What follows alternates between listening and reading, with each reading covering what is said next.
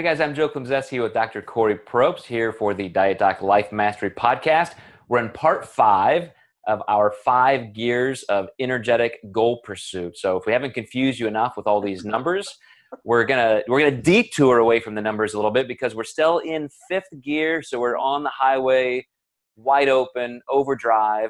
But Corey is going to talk about how not to get detoured and lose time and energy. So what is that all about, Corey? Yeah, thanks, Joe. Great introduction. So we know that, this is the longest part of the goal pursuit process. We're working, right? We've shifted into 5th gear.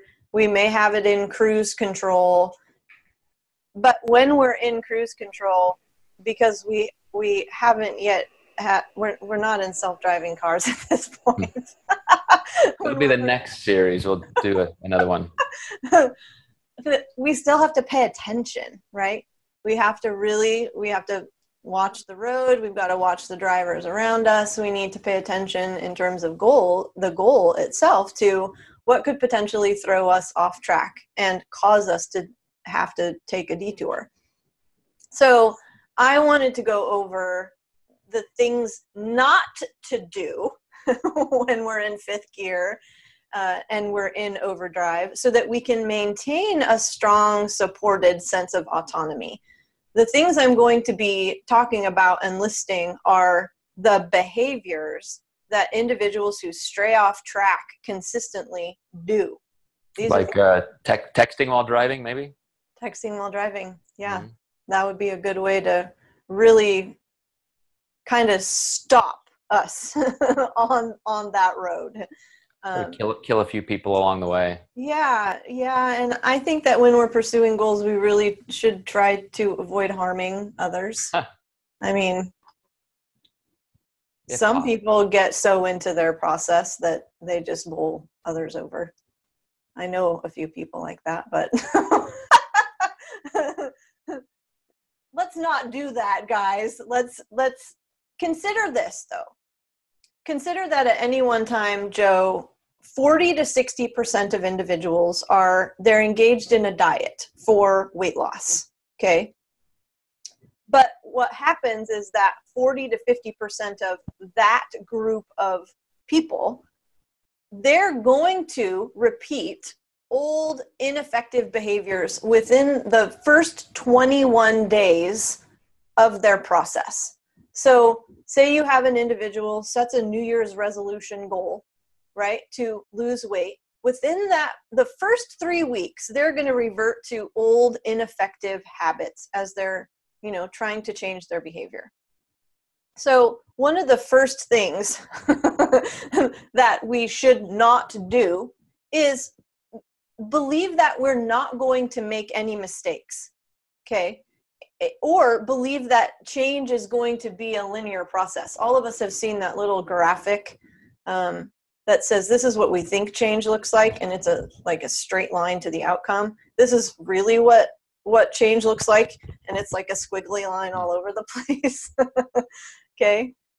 So within the first 21 days, 40 to 50% of people who are on this pursuit will relapse in some way.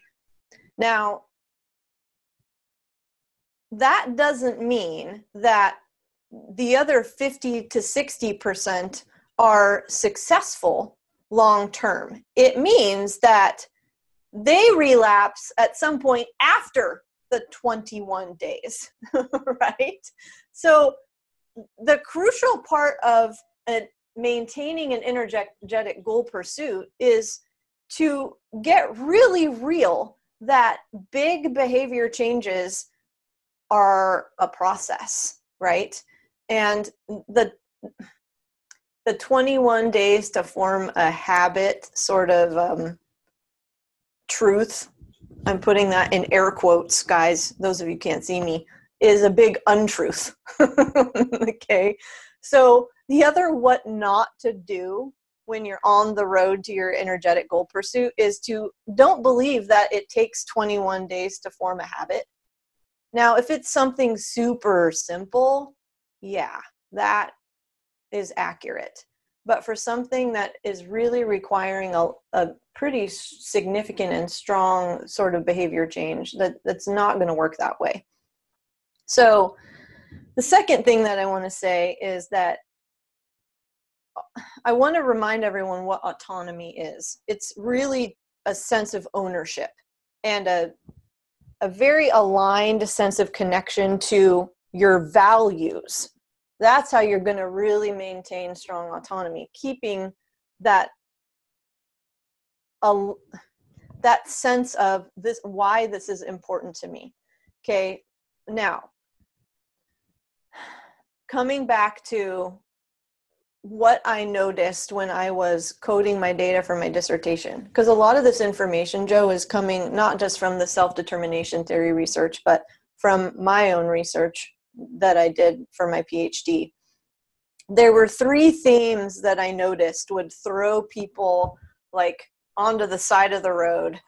You know, when you hear that the side, what are those dips along the highway when they're a reminder to get back on track? And they were these: blaming others or other things, forcing what I call conformity, and then a questioning of values. So I'm going to repeat those. These are the things that I'm going to kind of wrap this episode in to include the what not to do list: blaming others and things, forcing conformity, and questioning values.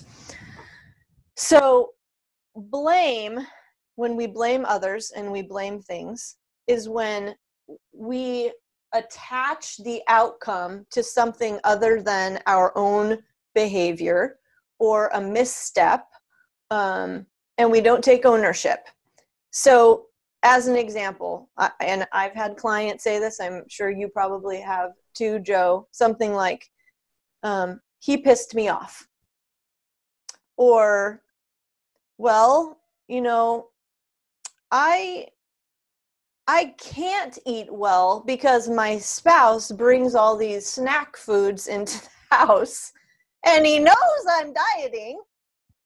Okay, there's a lot in that statement that's really ancillary.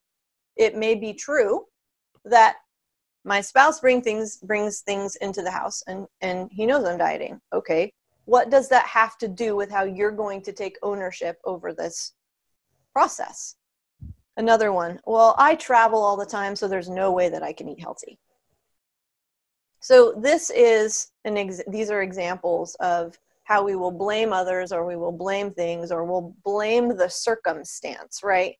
And when we do that, we give control to things like environmental factors, or our work schedules, or the weather, or restaurants. I had one woman in my study who she said, if I'm going to go to a new restaurant known for the world's best burger, I'm sure as heck not going to order a salad. And the tone of her statement conveyed like a level of resentment. So in situations like that, I think what we find is there is no amount of kind of willing problem solving that the person is going to take. And you know what I see, Joe, too, is when there's that level of resentment, not far behind it is entitlement. That's the first thing I thought of when you made that quote statement there. Yeah, it's an entitlement, guys. It sounds like I shouldn't have to work this hard, or, you know, you wouldn't understand what it's like. Those are some comments that kind of represent entitlement really well. The antidote, guys, is to begin asking yourselves, what part about this circumstance or this situation might I influence? That's what ownership sounds like. It's not blaming things or blaming people. So we have to believe first that we're going to struggle, and not believe that the struggle shouldn't be there. anytime we're pursuing something important, if we get into this space where we believe that it should be easier, or this should be more convenient, or that this process should look different than it does, then we're taking a rather long detour, because this is about a scaffolding of skills. Typically, when someone embarks on a change process, there are lots of skills and new capacities that need to be learned, and that we need to begin installing into our current operating system, right? Making sense so far, Joe?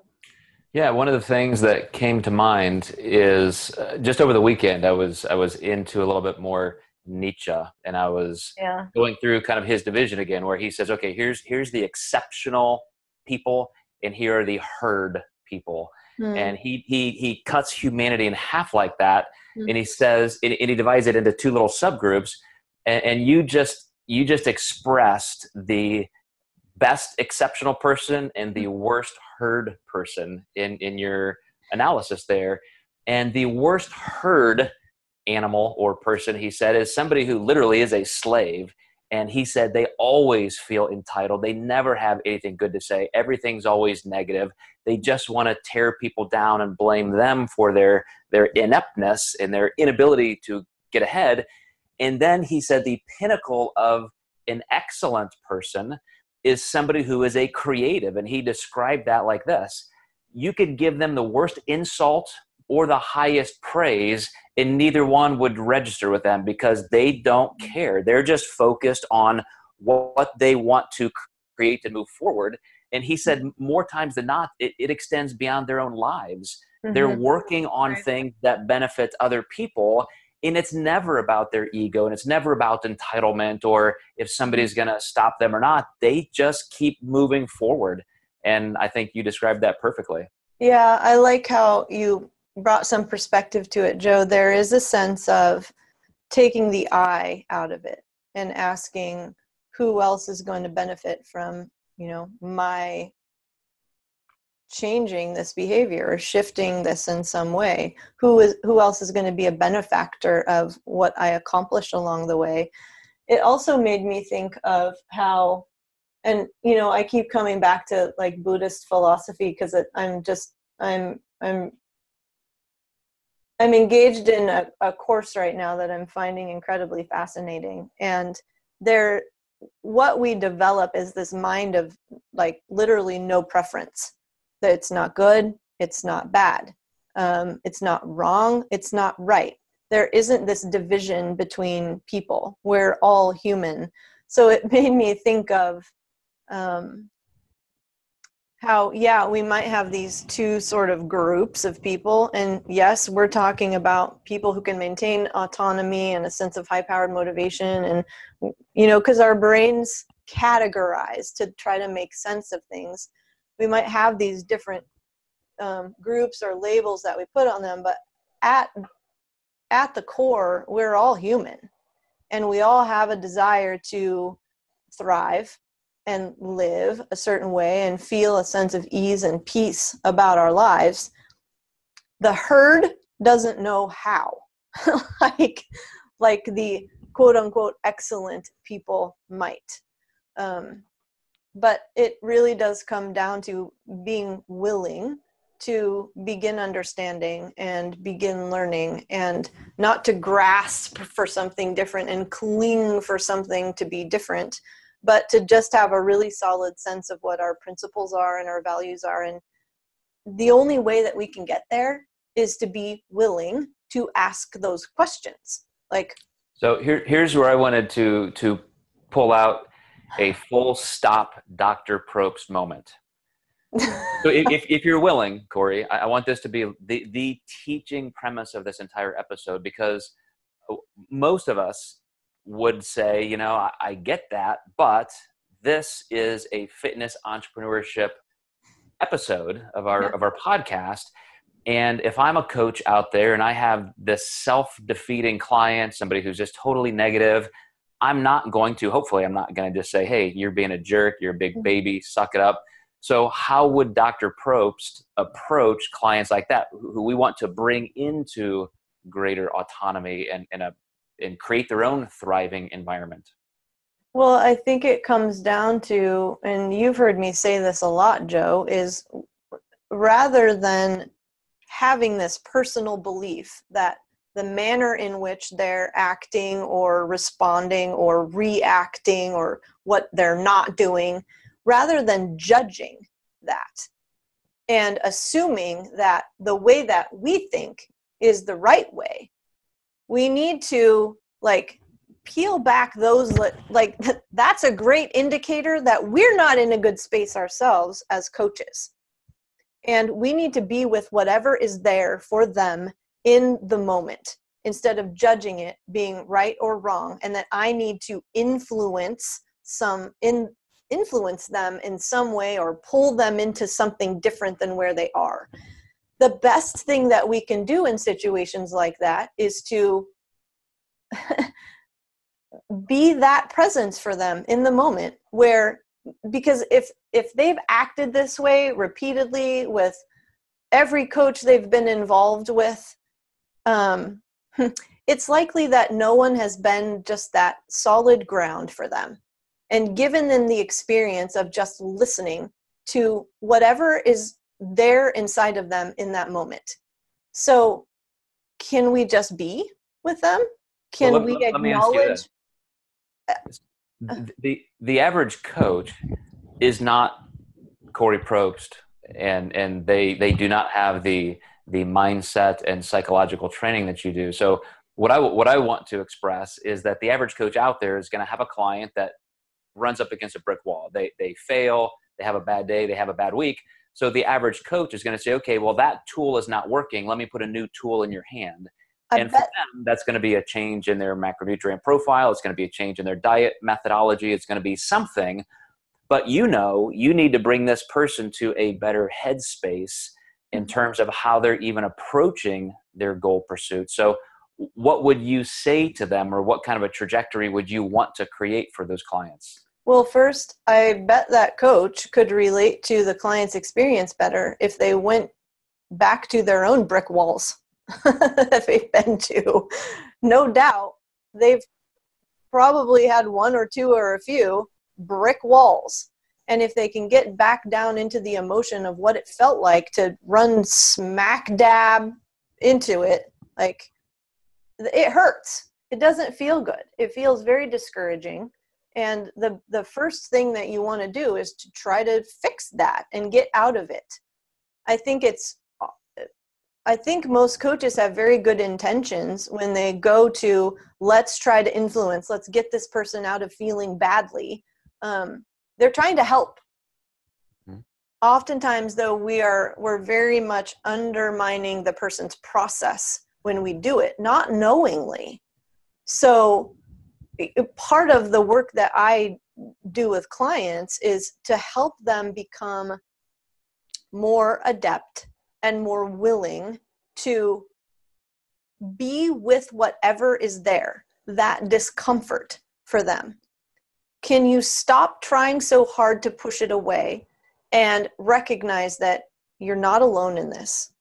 You are not the only person who is struggling. And this isn't me being super forceful or demanding. I have it's a directly soft approach.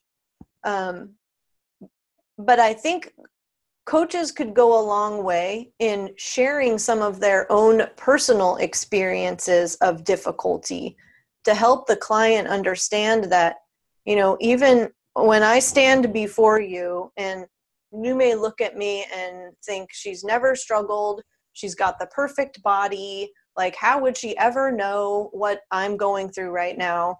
When a coach is willing to disclose some of the things that they've really had a difficult time with and how they've gotten through it, it can open the door for the client to see that there is a common humanity here. They're not alone in their struggle, and they have someone who deeply cares about them. And wants to see them make a shift that isn't just going to get through this one experience, but that it's going to happen again. There's going to be difficulty again down the road. So how do we develop a process that you can use when something like this happens? Am I answering your question, Joe? Yeah, I see a lot in social media right now, a movement.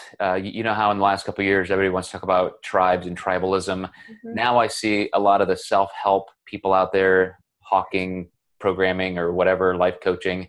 You know, they're all talking about ownership now. It's all take ownership, take ownership, take ownership. And I don't see a lot of them hitting the bullseye, I think. It's empathy. Well, it's more, you know, for them, it's just, you know, quit complaining and work harder. And I fear most people, yes, are not going to get that foundational shift in how they're even perceiving life. Yeah. Because it's just, like I said, it's just like, you know, take out, you know, one screwdriver and put in another tool and see if this one works now. Right. And I think that at a foundation, it comes down to helping clients align more with their personal values. And that may mean asking them, what do you value? And they may not know. That may be a question they've never reflected upon before. So let's give them the space to discover that. But to learn how to be compassionate towards themselves. That self-compassion piece is really, really important. If we're only focusing on, well, do this. This is the next action you have to take. Like, if that's not working, then you try plan A, B, C, D, E, or F. And if it's all about action, then we're missing the emotional piece of it. And emotions underlie all of the actions and all of the thoughts. And if our clients aren't getting a sense for, how do I be with those thoughts? How do I respond to them? Do I need to respond to them? Then, and the emotion too, and what that emotion creates inside of the body that promotes us to act in a certain way. It's, they're just going to keep repeating the same mistakes over and over and over again, and just get bogged down in a lot of shame, thinking that they just can't get it. But I would say that a lot of coaches out there, Joe, they haven't done that work themselves. So there's no way that they are going to adequately be able to coach their clients through something like that. Yeah, I see this always kind of coming down to the foundational, to me it's foundational life schema of expectation versus outcome. And if I'm seeing somebody struggle in this area, whether it's a client with any kind of nutrition or health issue, or somebody in general life, I know that they are never going to have that sense of fulfilled autonomy if they're striving for things that are just completely unattainable, or that should be put in a different context. So, you know, I guess my larger point is not that you have to give up and say, well, I guess that goal isn't what I should be shooting for, but is it worth dying for? Is it worth sacrificing the rest of your life and everything in it for? Or should you look at how I get there and take that kind of ownership in a broader context? Yeah. I think most people are striving for a certain outcome, you know, that final nail. And the challenge is to be able to say, here's my goal, and here's ultimately what I would like to achieve, but not to become attached to it. And you can sense within yourself when there is this like kind of clinging or grasping feeling, because you start to feel tense. And there isn't this spaciousness, there isn't this openness, there isn't this sort of relaxed movement towards the next step. It's kind of an uncomfortable drivenness within you. So part of it too, Joe, is practicing knowing yourself, understanding yourself, to see, where am I in the process right now? Am I pushing something away? Am I trying to distract or avoid? Am I clinging and grasping to something? And you see this in relationships all the time. A lot of conflict is caused within communication because I am so attached to that I am right. And that the way that I feel is the most important thing within this little sphere of whatever we're dealing with. So yeah, the clinging and grasping and avoiding and pushing away, it's our body gives us cues as to kind of where we are in that. And the more spacious, open, like stance, I guess we can call it, is what is going to help us move forward without an agenda. So kind of we took a little detour, but it was an important one. I think that perfectly bookends your thoughts on having more of a Buddhist philosophy in terms of less ego, more inclusion, more of a collective attitude. Because like you said, if you're clinging to things, I know it was a huge shift in my life when I started looking at ego dissolution as not just a theory or philosophy, but I think I really have an issue in my life and I need more of this. I need this to be a counterbalance to where my mindset has been. And I'm telling you, even though it takes a lot of time and work and neuroplasticity, it's worth it to feel the freedom of, no, I don't have to do anything. I don't have to accomplish anything. I can choose what my life is going to be like. I'm the author of that. I'm going to choose, exactly which direction I go, good or bad, right or wrong. That those things, as you said, just don't exist. It's a big deal. Yeah. So, I mean, you bring us to the next point really nicely, Joe, in that when we force conformity, it's typically because we haven't done that reflection to ask ourselves, what is truly important to me? What are my principles? What are my values? When we haven't done that, then we tend to force ourselves into a box based on other people's values and what's important to other people, and then we adopt their goals. And if we're in fifth gear trudging towards someone else's goals, that doesn't feel real good. So that's what I mean by forcing conformity. We latch onto something and forget to ask along the way if it's really aligned with our purpose, maybe in that moment and long term. The questioning of values piece, I see that as positive in general. Like, let's ask questions. Questions are an invitation to explore and, take an adventure into ourselves. A lot of the questions people ask themselves, though, aren't invitations. They're demands. They sound very coercive, like, what's wrong with me? That's not a question. That's a blaming statement. It's a shaming statement. And there's no intention to answer it. So when I saw people questioning their values who were detoured constantly from their goal pursuit, the questions weren't aimed at understanding, is what I'm trying to say.